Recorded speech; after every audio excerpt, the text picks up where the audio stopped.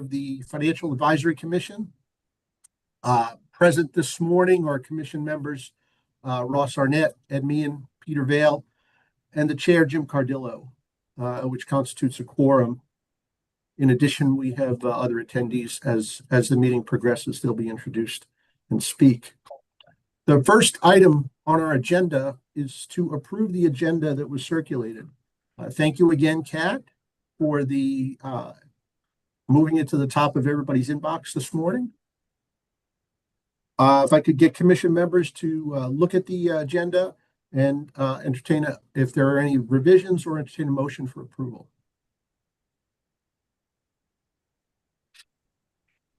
Motion to approve. Thank you, Mr. Meehan. Second. Mr. Vale. All in favor of approving the agenda as provided, signify by saying aye. That carries. Thank you. The next item on the agenda is the approval of the minutes from the February meeting. Thank you again, Kat, for the diligence in preparing these.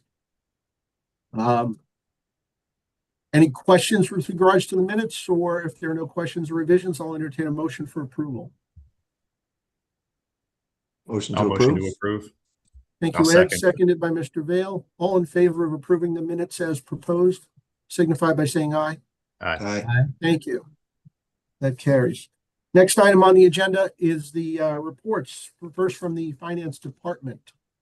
So I will turn to Joel, and we'll get an update on how things are going. Good morning. I just wanted to start with positive news from the Finance Department for all of you. We've been moving through the audit process, and we've successfully concluded the audit with the auditors. We've now actually, I'm going to step ahead, and I see there's an audit committee point here, so I might be taking some of Alderman Thorpe's glory here, but we're in the process of reinvigorating the audit committee. We actually have a meeting today with the chair to discuss the audit process, and the audit committee meeting on Monday.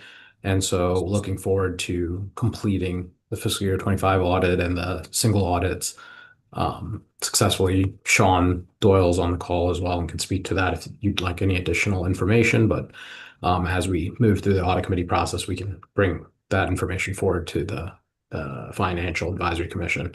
In terms of the budget, we are continuing to make strong headway in that arena.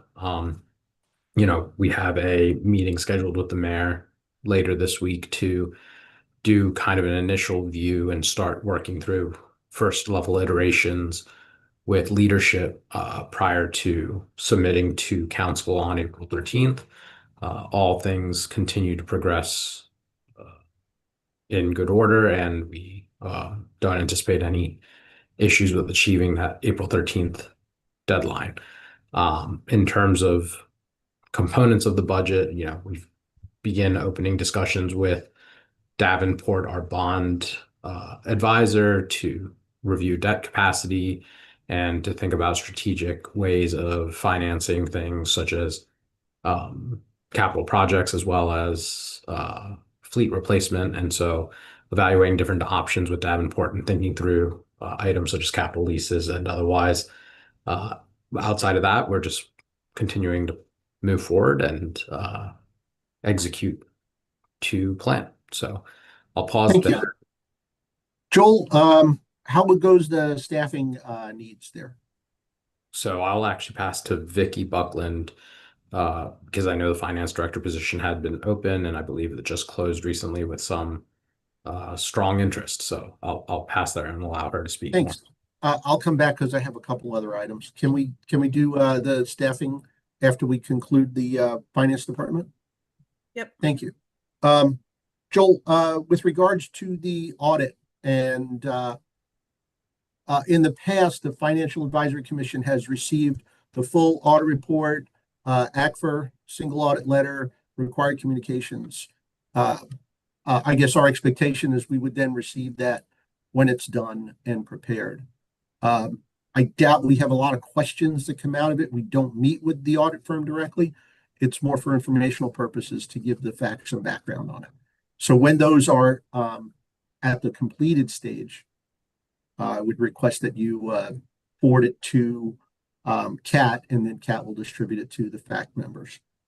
Yeah, maybe I can ask a question here in terms of process, and Alderman Thorpe probably is going to answer my question for me. But as we conclude our audit, I believe the next step would be go to audit committee and have audit committee approve and Correct. and then we would provide to the FAC. And so we will be having those meetings Monday next week. So I don't know, Great. Alderman, if you have additional context to provide there. Yeah, Joel, I'm exactly where you are. As I don't have any desire to keep the audit product secret. So this is a year where Joel and Sean and Vicky have been, really pedaling really fast, really hard, I guess I should say, to get the audit done, and super commend them. But Jim, we might want to talk about while we're in the midst of this year, let's talk about next year, because I would love to get the FAC's involvement in the audit as we go forward. Don't want to burden you with the audit committee's job, but also looking very much open to collaborating with you and gaining, the city gaining from the expertise you have on the FAC. Okay. Thanks. Within the context of a FAC meeting, I'm not sure that we need that, but no, I'm happy to Right. talk to you, Frank, at a later time. Yeah. And then, thank you. One more thing, Joel. You mentioned debt capacity in Davenport. It has been an area of FAC interest that they do receive the debt capacity report directly from the bond consultants. So the next FAC meeting, whenever they're ready to go, we would hope to have them on the agenda at the appropriate time. And to bring Davenport to the meeting with us. Yes. Okay, great. Yes, they would present as part of one of the meetings. Okay. And Alderman Huntley, you have a question?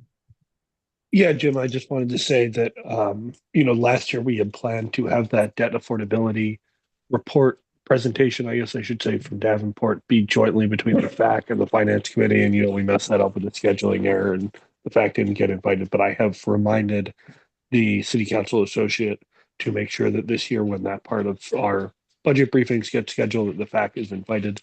And I just wanted to confirm with you that we have not set our schedule yet. And that's why you haven't gotten an invitation yet. Understood. We forgot again. All right, thanks. Always nice to remember to know that we will be included. All right. Anything else, Joel, before we move on? Maybe I'll ask City Manager Buckland if there's anything else she feels is prudent for the finance report that maybe I'm missing. No, I think I was just going to speak to the personnel side, but I see Mr. Vale has his hand up. Yeah, thank you. Go ahead, Mr. Vale. Joel, good morning. I was just as you prepare to put together the budget for next year, just at a high level, because I don't think that the FAC is privy to any of the interim financial reporting that occurs over the year, which is something that I'd be interested in seeing. But where are the forecasts for the year trending against the actual budget that we approved last year? It's a good question. I don't have it in front of me right now. Okay. I'd have to come back to you. I wasn't. Yeah, I think my hope is that as I go through this through a second iteration of watching the budget process unfold, that I get some insight into how well we anticipated spend in the FY26 budget versus what occurred versus what's actually happening in FY27. Just kind of keep that cycle of forecast accuracy going. So if you could somehow bring us something for the next meeting, that would be wonderful. Yeah. Thank you. So, it'd be helpful to understand what the, I guess, standard deliverables that the FAC would be interested in seeing. And so if I'm hearing you correctly, it would be providing, as of the meeting, of the most available year-to-date financials compared to budget and put a projection against full year budget. And so I think we can work towards that. Still getting grounded in the data collection process here. So don't want to overpromise, but I think we can work towards that for the next meeting. Yeah, and again, I'm not sure what we're entitled to see as a fact committee, especially since what's being shared is public. But anything that can help us be more versed in the budget line items that you're presenting, from an actuals to forecast to budget perspective would be wonderful. Great. Yeah, Alderman Hunley, the chair of the Finance Committee. Go ahead.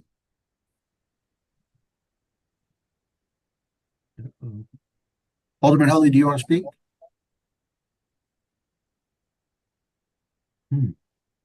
Okay. I will note in the budget timeline that was approved by council, and Kat included it with the materials for today. April 23rd is currently the day scheduled for that joint meeting between council and the FAC on the debt affordability. So that was the date that had originally been set. So I would hold that date if I were you. Thank you, Vicky. Yeah, I have that on the agenda as well. So to reiterate that, thank you. All right. So thank you, Joel.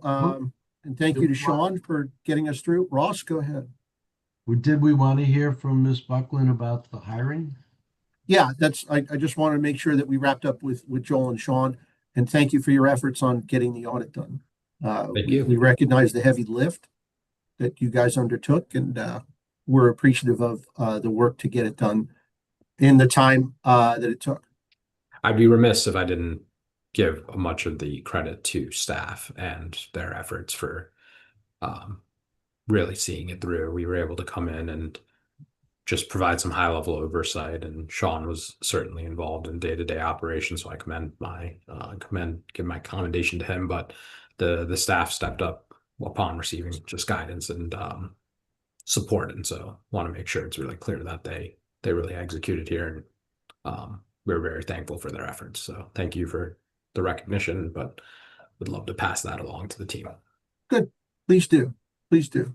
I know the finance department was in a state of flux for the last 7 months or so, and we appreciate all the work that you guys have done. Thank you. All right. So now I'll move on to Acting City Manager Buckland. Please go ahead, Vicky. Yeah, so I'll start with the staffing question. So the finance director position, as you know, got posted. That just recently closed. So we will be going through the interview process for that and trying to keep that moving along. As far as positions within the finance department is concerned, obviously the deputy finance director, Karen Ajayi, is on board. And she has been quite active in following up on the various vacancies that are inside finance. There are several of them, and I know that she's been in close contact with the Department of Human Resources about those positions and the options for filling them and getting that stuff moving. So I know that that's a very high priority for the team. And as a merit staff, Karen is really in the position to take that on. And I know that that's high on her list. Great, thanks. Yeah.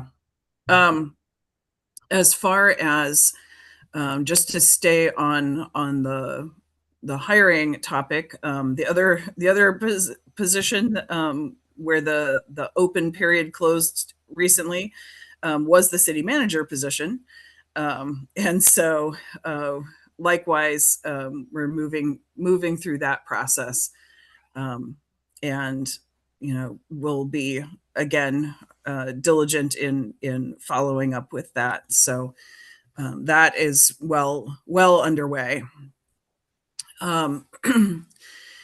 So just in general, obviously there's a lot going on. We obviously have a lot of personnel stuff that's going on. In addition, as we'll talk in a little bit, we have collective bargaining going on. But the administration has also been undertaking several different initiatives around community uh, community feedback and outreach to employees as well. So there have been a series of 8. There will be a total of 8 town hall meetings, 1 in each of the wards. A lot of that has been more around questions of service delivery and stuff like that. But I will highlight that the next round of town hall meetings that they're planning, which will be more in the fall, will be around budget questions. So this one, more of an introduction to city staff and who are the various directors, being able to ask and answer questions and stuff like that. But the next round, more specific to budget. So I just wanted to flag that for you, that's a little bit of a different approach that this administration is planning on taking, not for this particular cycle, but for the next cycle. And I think as far as the Financial Advisory Commission is concerned, I think those are really the big things that affect you guys and your interactions. Thanks. With regards to Tricia Hopkins, is that position posted and filled? It has been posted. There is an acting HR director. Lasan Crispin is acting. That position just got posted. It's open for 4 weeks. And as with all of those positions, invite people to light up their networks. But it is live, and if you go to the city website, you would see it there. Great. Happy to know that the movement is occurring on this. That's really good. And I hope you get a good pool of candidates. Indeed. Any questions from commission members with regards to the city manager report? Seeing none, move on to the audit committee. Mr. Rubino, our designee for the audit committee, is in Japan. So I will ask Alderman Thorpe to please give an update on the audit committee status. Sure. Thank you very much, Mr. Chairman. We have our first meeting of this term on Monday at 8 a.m. on Zoom. Two main topics. We'll brief the future of the audit committee. I think I touched on that last time for the fact, but I can drill down on that a little bit more if you'd like. And the second topic is the audit. I really want to pile on here to commend Joel and Sean and Vicky for the effort in bringing the audit to fruition and supporting the audit team to do that, as well as the three of them and Kat in the Office of Law to get us up to speed on the being able to get going with the audit committee. From a membership standpoint, Anthony Nobilio will continue to serve on the audit committee. I want to thank Jim for spending a lot of time, the chairman spending a lot of time with me talking about the audit committee. True confession, I had full intention to try to steal him from the FAC, and I got halfway through my conversation and realized he was totally committed to the FAC, so I never approached it.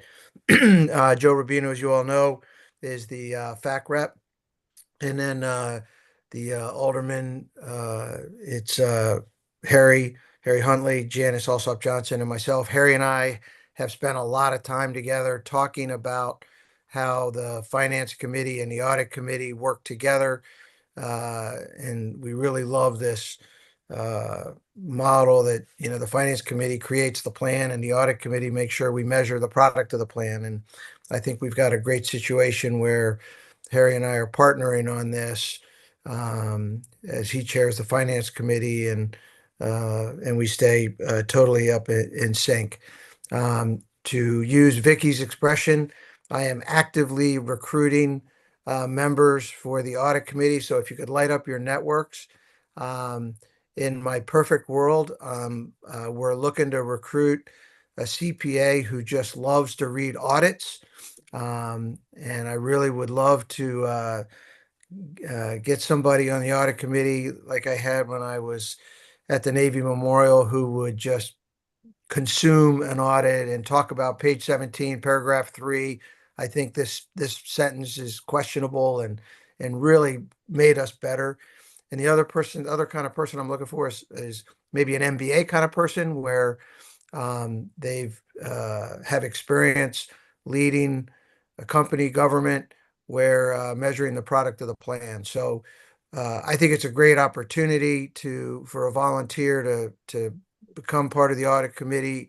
And the mayor has clearly expressed an interest in moving the audit committee forward. And I think with Harry and I working close together, I think it'll be an engaging opportunity for folks to come on the audit committee. So we're actively recruiting, and I'm trying to figure out how I can pay bonuses to people who will get me volunteers.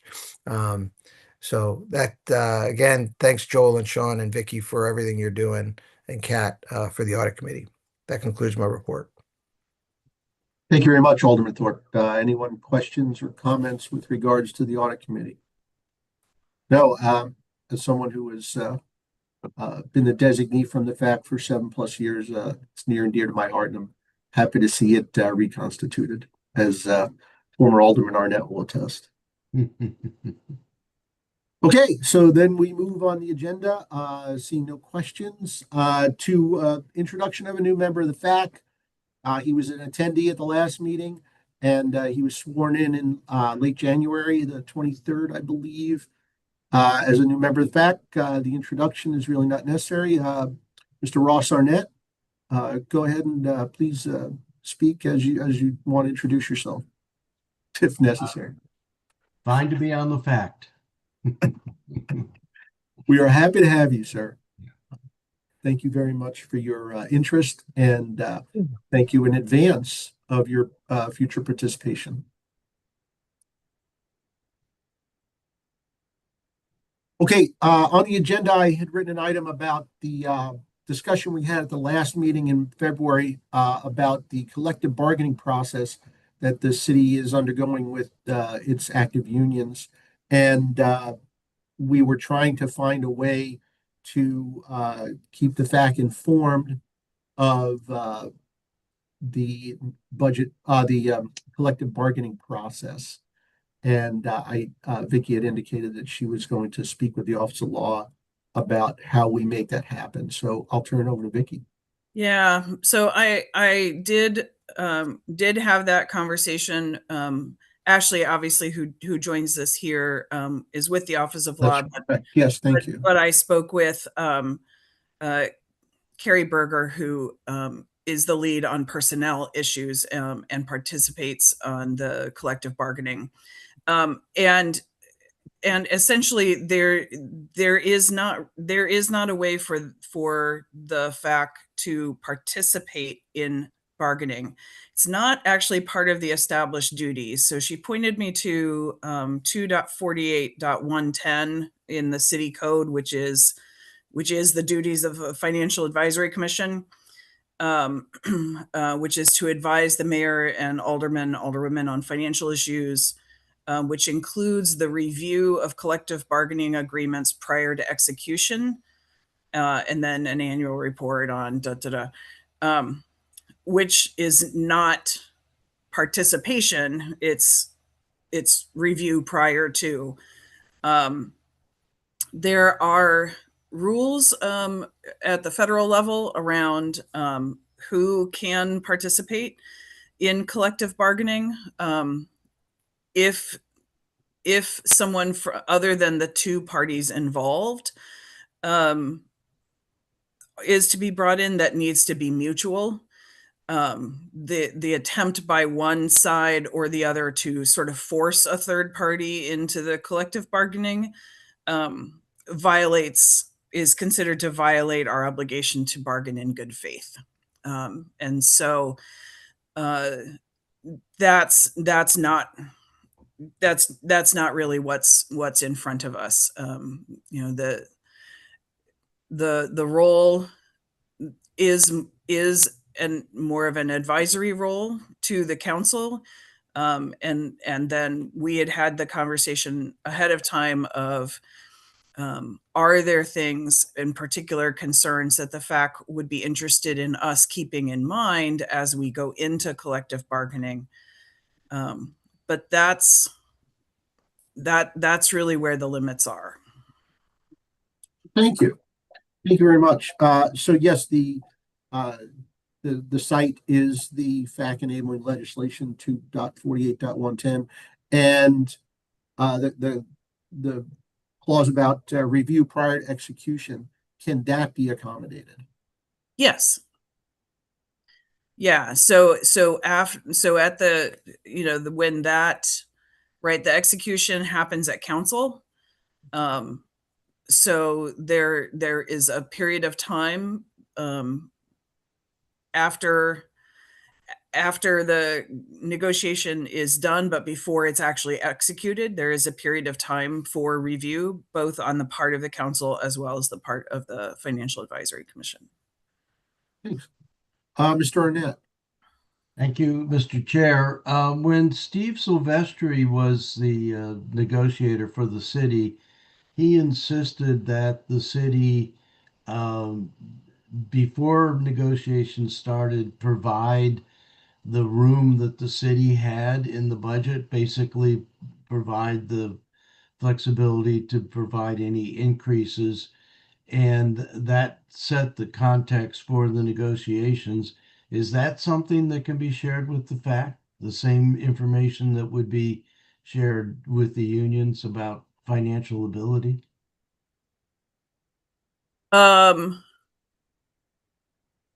That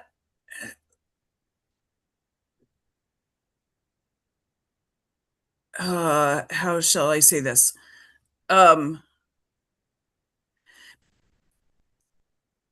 I don't know what information was previously provided. So I don't know precisely how what you just said showed up in actual numbers or what caveats were put on those numbers. So I don't have that context. And I'm very reluctant. I don't want to overread what was provided in the past. I will say that, part of the budget process in general is figuring out, what kind of, what is the capacity.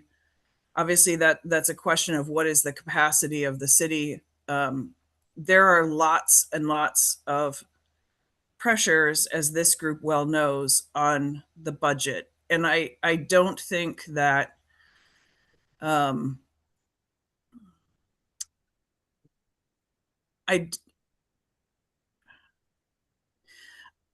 I don't want this group to overread the idea that we answer union questions with, here's an open look at the budget under development. And therefore, here's the maximal, right? Because they're, how do I say this?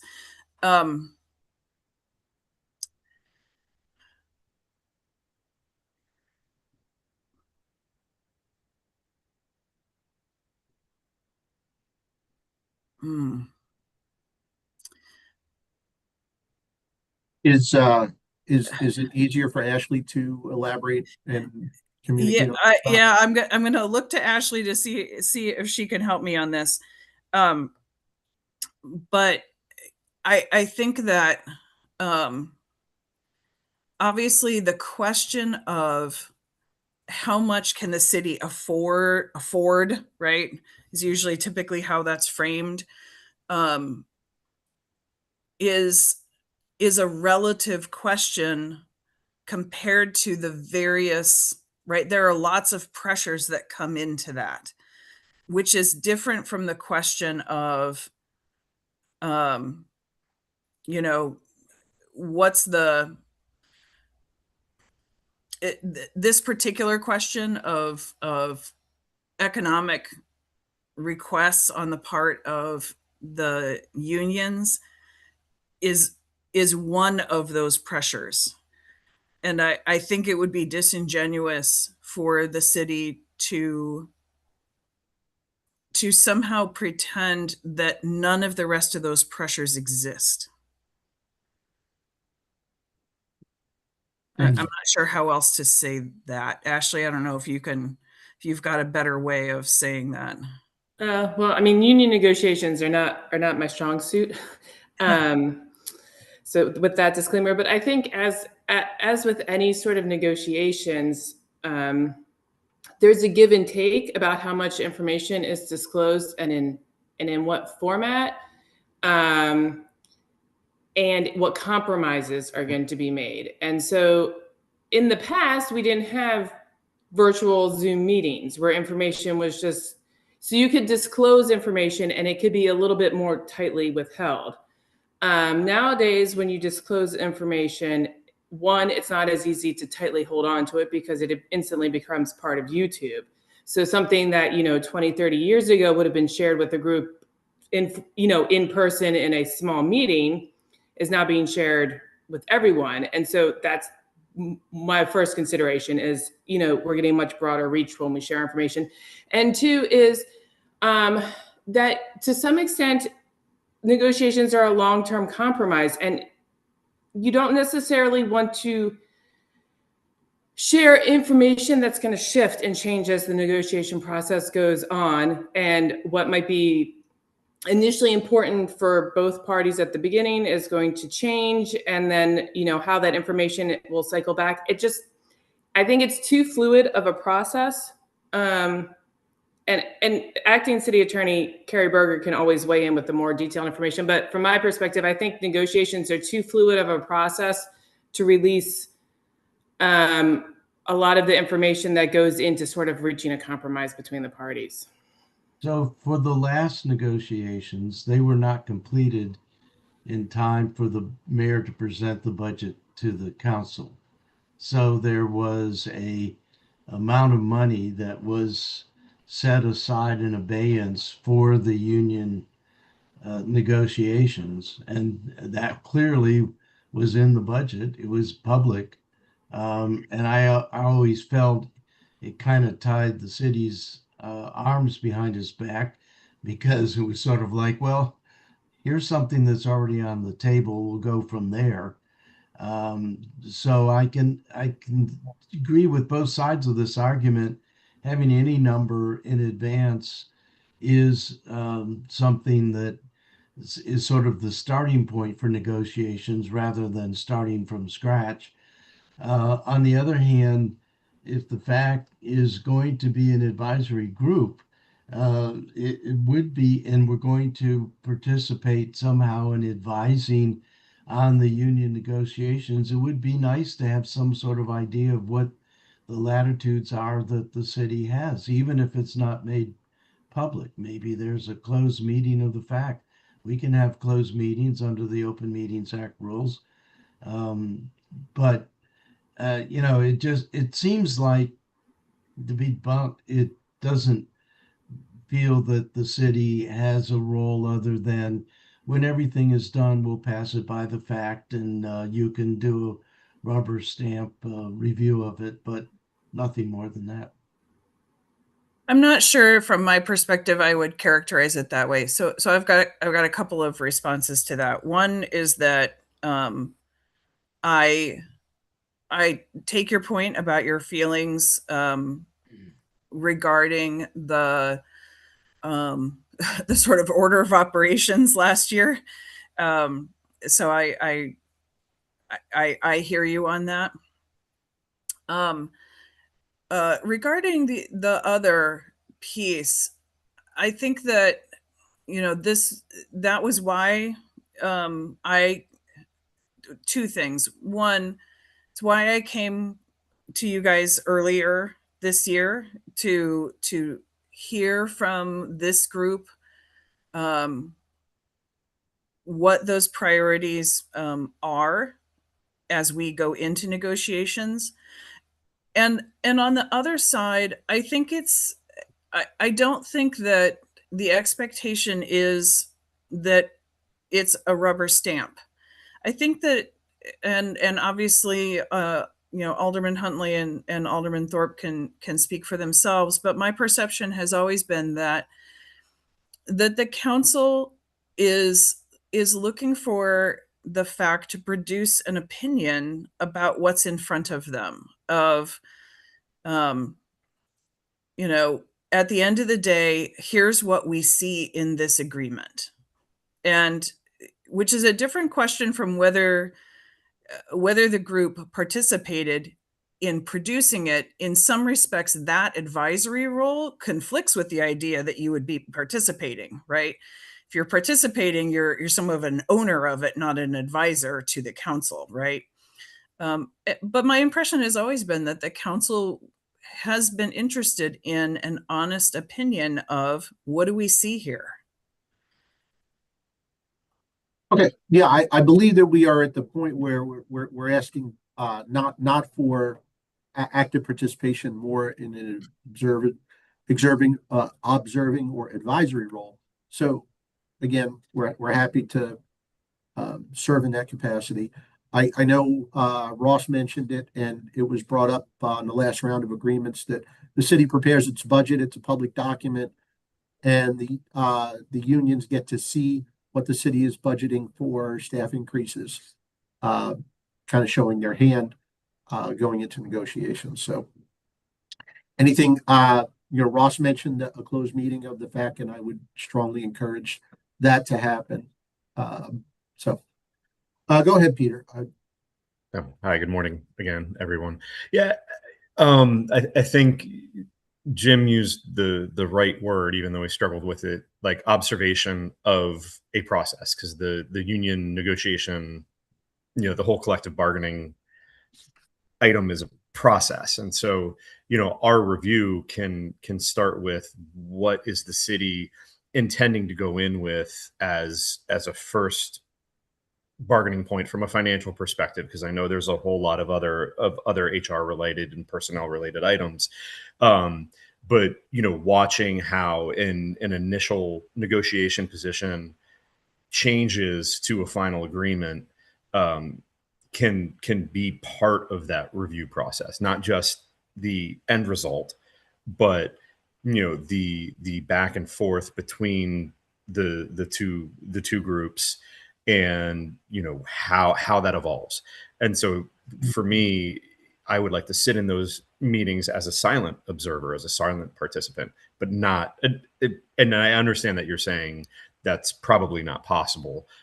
Yeah. But again, if we are just after the fact being handed something that says this is what we ended up with, you needed a point of origin to come to a conclusion of whether or not what the final agreement was a good one for the city. So I'm still kind of left with not understanding, how the FAC is supposed to participate per its charter when we're not involved in seeing how the suit was made. So I would push back on that from the perspective that the same way that a review of the audit is an after the fact exercise. Those financial transactions have happened, and the audit is both an exercise in understanding what happened, or the final result of what happened, but it's not an in the moment, you're watching every transaction as they occur. It's an after the fact thing. And the role of the FAC is to advise the council on the collective bargaining agreements, not to be an oversight mechanism for the negotiation, for the executives negotiating tactics or style. That's a different question. And that's not what's in front of us. The question of how we got there is a separate question from, is the place that you ended up financially responsible? And I think that's the question that's in front of the FAC. The same way that that ends up being the question in an audit of, is this place that you landed accurate? What does that say about our long-term success and all the rest of the questions that go into an audit? I don't, right? I think maybe that captures the heart of what I wanted to say. Thank you, Vicky. Peter, go ahead, follow up, and then I'll get to Ross. I'm good, Jim. Point Okay. taken. Okay, thanks. Thank you. Ross, go ahead.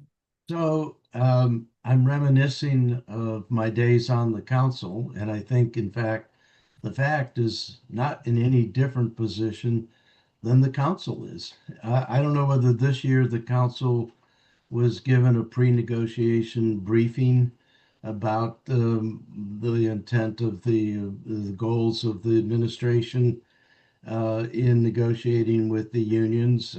I know some of the hot topics that are going to be discussed, but Jared Littman is the one who wrote the legislation setting up the FAC, and this was his concept. So I think one of the things I'm going to do is ask him, how do you think the FAC should handle this?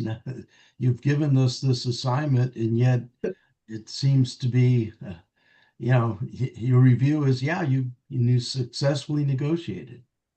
Okay, thank you. Go ahead, Ed. Yeah, thank you. Sorry.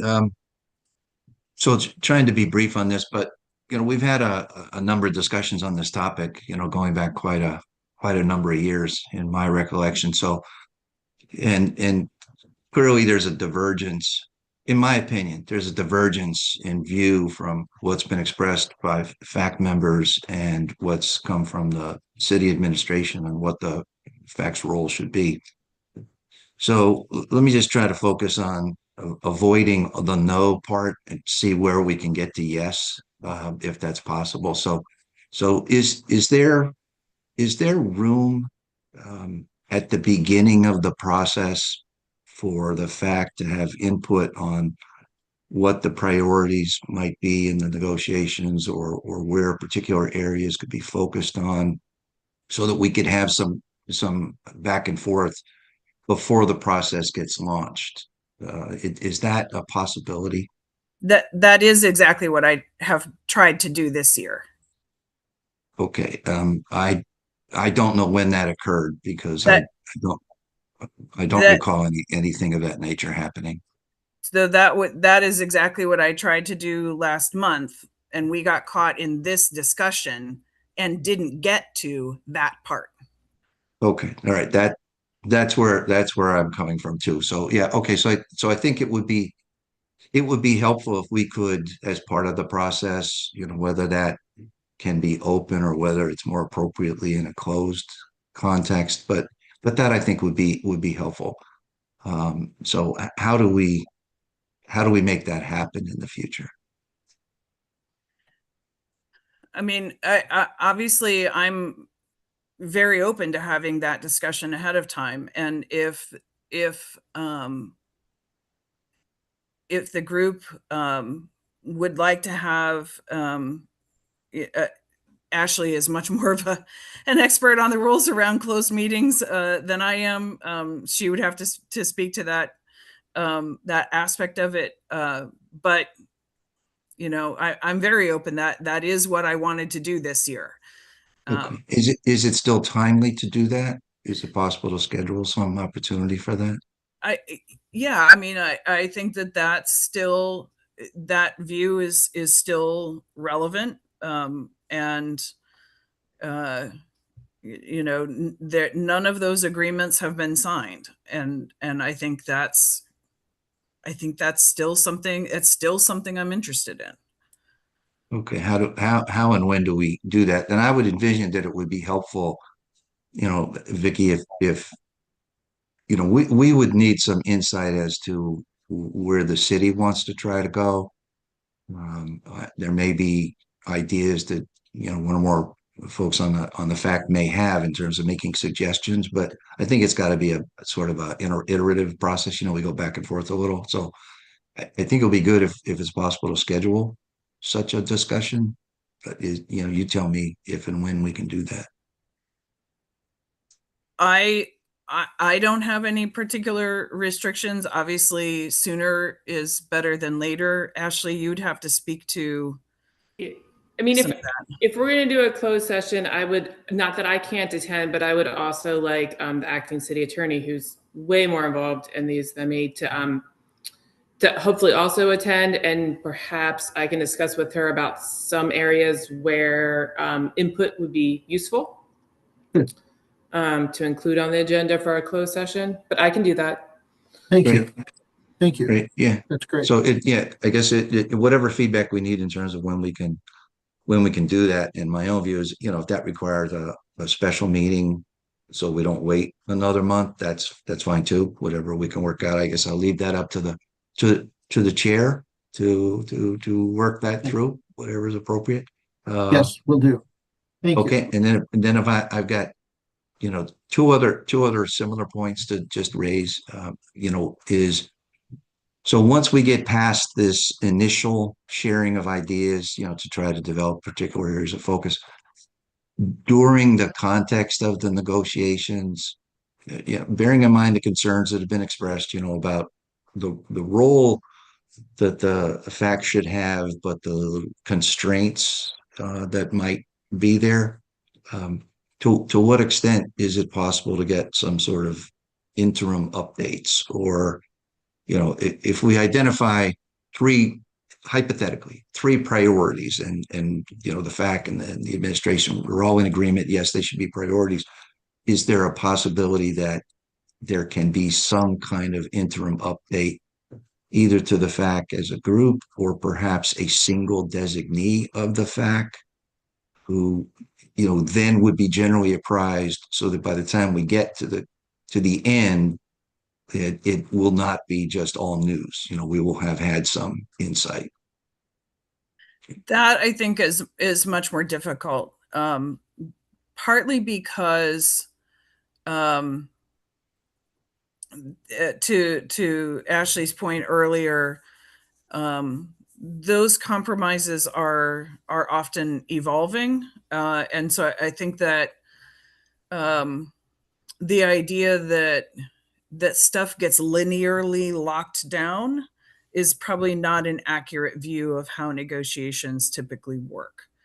And I would not want folks to think that is how that works. I get that. Sorry to interrupt you, but I get that. It's just and I'm just exploring now, trying to understand is so it sounds like we can have some dialogue at the beginning, and I think that is helpful. That's good. Then must we wait until the end before we get any input? And I'm thinking there could be some value in at least some limited interim opportunity. Recognizing things may change and people put things on the table, take them off, and trade back and forth. I get it, but is it possible? Is all I'm saying. I will need to go back and talk with Carrie. Like I said, I am mindful that that we have to be careful to bargain in good faith and to be seen to be bargaining in good faith. Okay. Well, could I just ask, if you have those conversations, and that's the question: is it possible? And if that means there have to be certain constraints, like, for example, I suggested maybe one single designee, or whatever other process. It's just a question of, is it possible, and if it is, what do we need to do?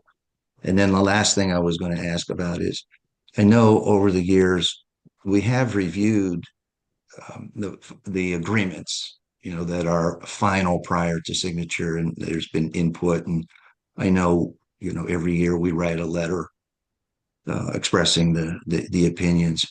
Would it be possible perhaps for the next meeting, that someone could go back, let's just say, say the last 3 years, and on one side of a piece of paper, we have the items where the FAC has commented and made an observation or given an opinion and said, we think this was good.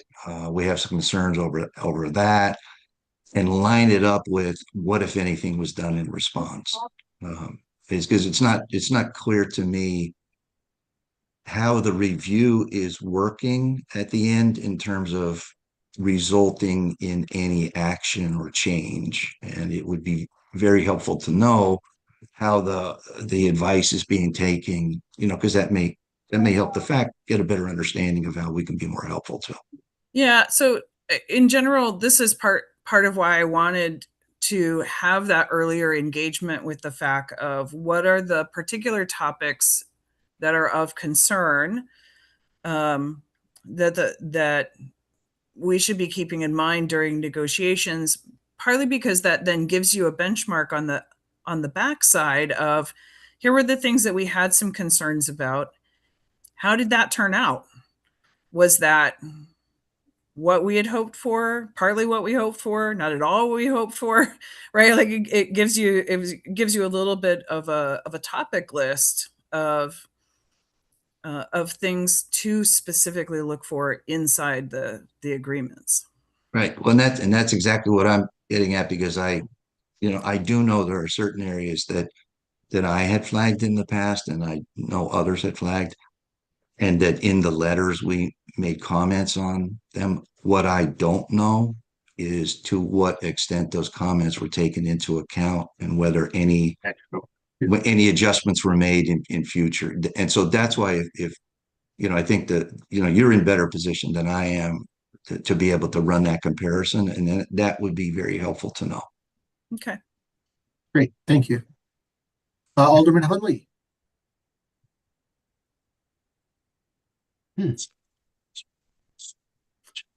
Your hand is raised. Did you have an item to add?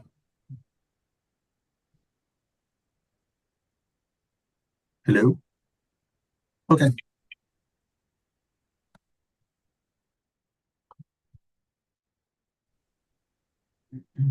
All right. I feel like I moving could on. hear a faint voice when Alderman Huntley was talking. I think your microphone might just need to be changed. Can you guys hear me better now? Yeah. I just Yes, thank the you. other earbud. Yeah, sorry about that. Thank you. At the risk of taking us backwards, well, you know what? I'm not going to risk it. I had a question to the last person about the collective bargaining thing, but you know what? I'll just pass. Okay. All right. I will add one minor thing to Vicky. You're drawing a parallel between the collective bargaining process and the audit process. And I understand we review the audit reports at the conclusion of the audit when they're final, but we're requesting to follow along with the enacted legislation about collective bargaining agreements prior to execution. So we don't get to see the audit report prior to execution, but the collective bargaining. I would draw a distinction there. All right, moving Sorry, it looks like Mr. Vale's hand is still up. Oh, Yeah, Peter, are you? No. Okay, good. Next topic was feedback from the Finance Committee on any FAC topics for consideration. So this is to Alderman Hunley. Are there areas that the Finance Committee needs the assistance of the FAC in their undertakings? Yeah, thank you. I mean, to be perfectly candid, the Finance Committee has been rather quiet recently. I mean, I don't know if it's just the difference between having a new administration versus having an old administration, or if it's being earlier in the calendar, fiscal year versus later.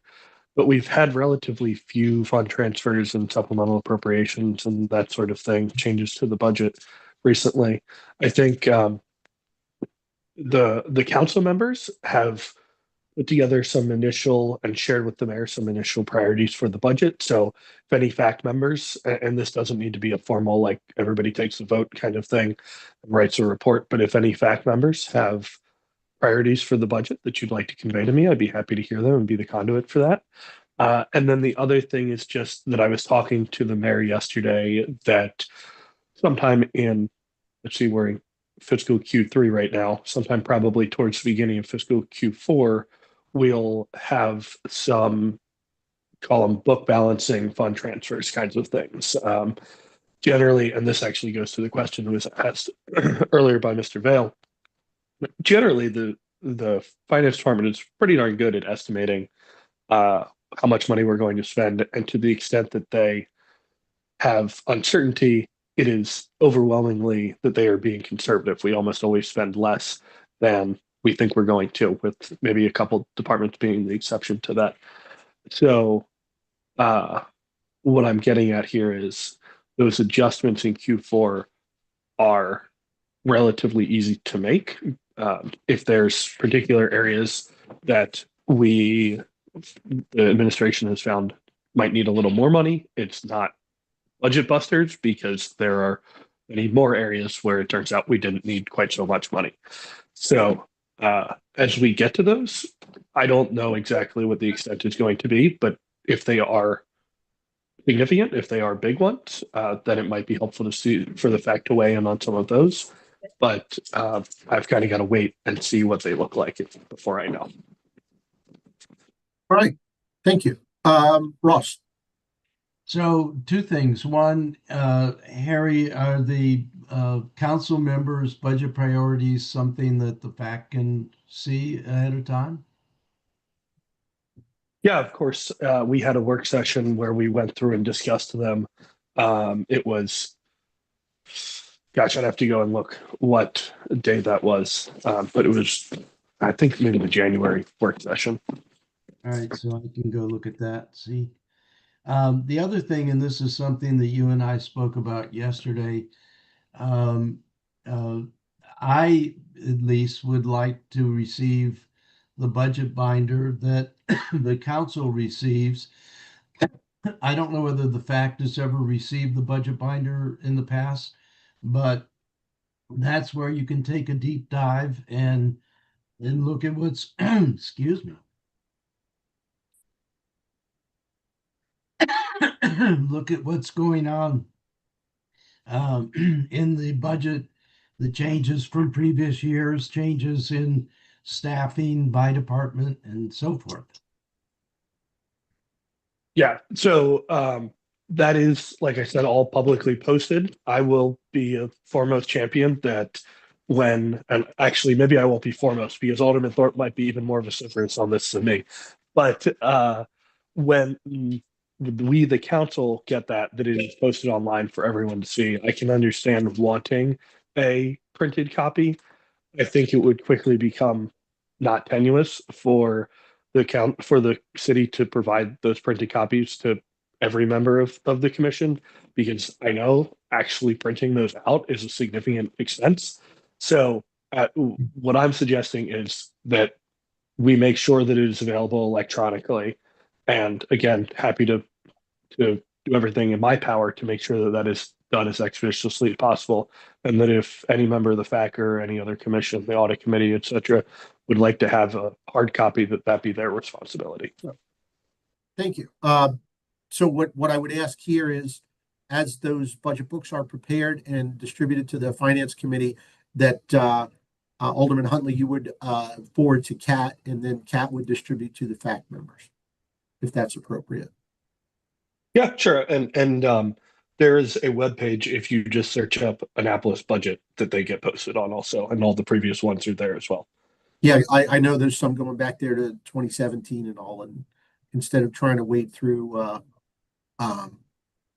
irrelevant material, just, if we could get the budget book forwarded, that would be great. You got it. I'm gonna shoot our city council associate Kaylin a message right now and ask her to be responsible for that. And Thank you very much. Get PowerPoint presentations from both the administration and the departments. Is that something we can also get online or get somehow? I think what the finance department prepares to the finance committee, if the FAC could get a copy of what the PowerPoint that the finance department prepares, which we've received in the past. And Vicky, this is where maybe I defer to you if you're still on.